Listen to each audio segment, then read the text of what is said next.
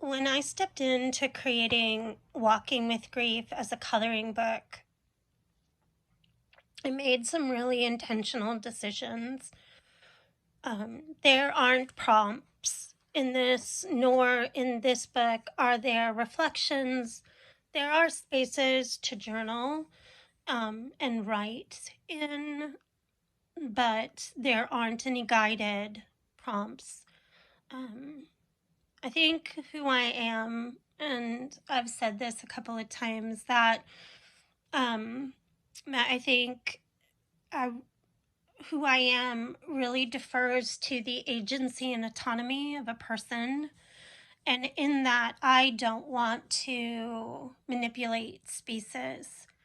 I want to give people lots of room to be present with their experience as they are and how they are.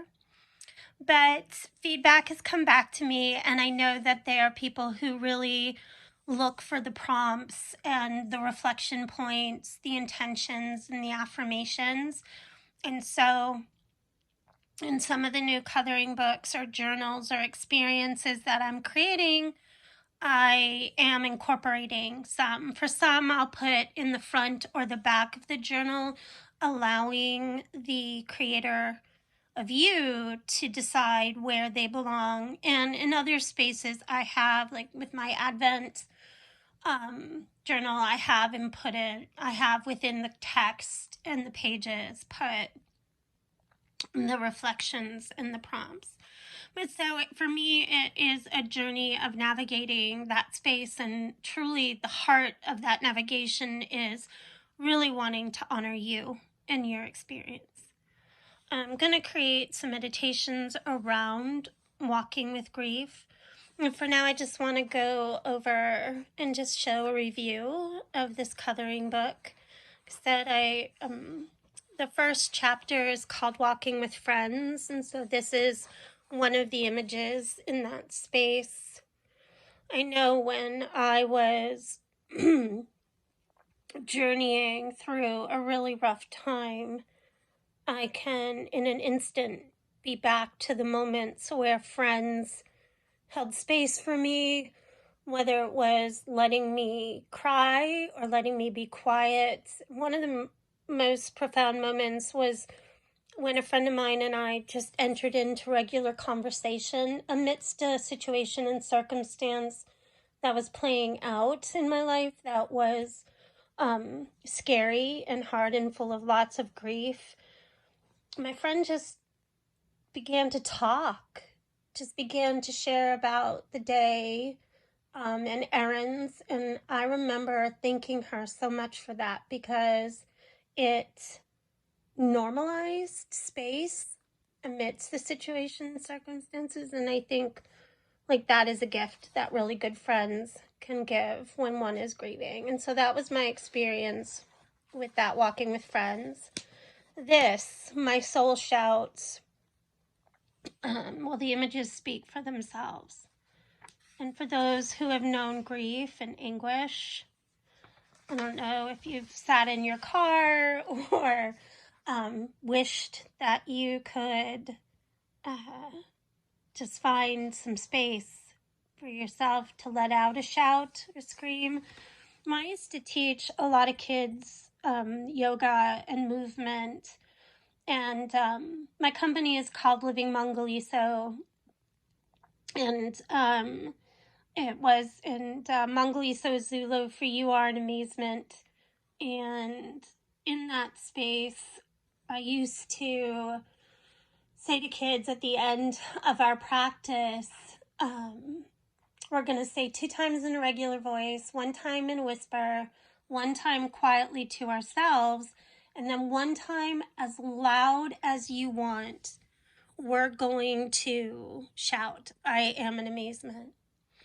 And, I did this for a couple of years, but within, I think after 6-9 months, I remember asking a class of K to 5th graders why they thought I let them shout. And so many hands went up, but I chose this one 5th grade boy, and he said, it just helps. It just helps. And I was like, yes, it just helps. So that is letting out a shout. The next is curled in a cave. And this too was actually born forth from an experience I had with a client who just really wanted to curl up in a cave. And it was a beautiful session in that it was like, yeah, so curl up, get as tight as you want. And then I got to watch how giving himself permission to curl up, then throughout the time together, it opened up spaces where she could uncurl and be present to other spaces. And so in this chapter, in this part of the coloring book, I just included different variations of curled up in a cave. And walking a tight wire was a profound experience to create, because when I've walked through grievous moments, I've felt that so much is so precarious, and it felt like each step was laden with difficulty and weight. And so in creating walking on a tight wire, these images were just what I wanted to convey, right? Like the waves underneath, and how brutal grief can be, and feels like if you misstep, you're just going to fall into some sort of an abyss. And this one added color to it, but to how would you color the man, the person walking that tightrope? What would that look like for you? What colors would you choose? What sounds is he hearing? What's happening for him? What's happening for you? In whispered prayers, I went in a different direction. We have the shout and we have the silent whispering of prayer when you're alone. And it's just those desperate pleas to the heavens, to God. Again, here the opportunity to color in or write words. If you wanted to write words into some of those spaces, what would that look like for you? And then coming into Shadow's embrace was definitely a journey. I truly believe, I just truly believe that our loved ones live on. And however you believe that to be true, for me, I wondered about the shadows representing the person that's been lost, but it could also act as the metaphoric shadow and weight again of grief. And so, again, this is why I don't put prompts, because I don't want to presume upon you like what I think. I want you to be present to what you would. Like, so for this image, I would think about a person that you've lost and reflect on what it would be like to be held by them, or to feel them around you and to imagine that they're there. And so this too, it's a subtler space of shadow and presence, and I just liked that it was different. And then this one, just being held.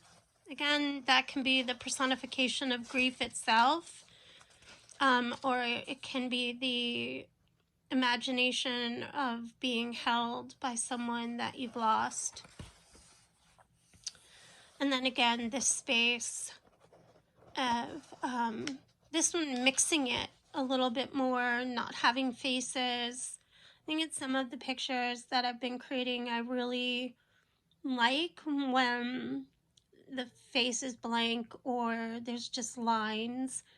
And just give you an opportunity to color in those different spaces. Again, not putting onto those spaces what they are, but letting you have some of that space. And then this one again. And so those are the images of walking with grief, and just look forward to having time. Oops, saw my Steelers shirt there. Just look forward to having time with you and with this book, and I just offer it to you, whether you're processing a current grief or you're just looking to touch the sensations and feelings of grief. I just offer this to you.